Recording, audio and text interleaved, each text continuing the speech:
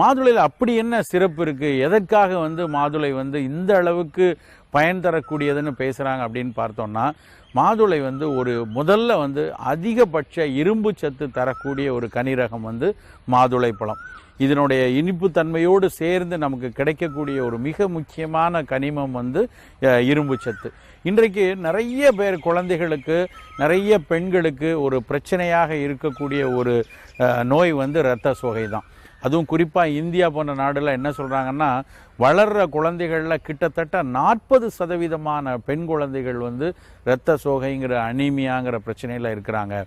பெண்கள் வந்து பல பெண்கள், அதாவது மாதவிடாயின் போது நிறைய அவங்களுக்கு இரத்த இழப்பு ஒவ்வொரு மாதமும் நடக்கிறதுனால சரியாக உணவில் இரும்புச்சத்து எடுக்க தவறிட்டாங்கன்னா பல பெண்களுக்கு வேற எந்த குறிகுணங்களும் தெரியாமலே அவர்களுக்கு ஆரம்ப கட்ட இரத்த சோகை நோய் இருக்கும்.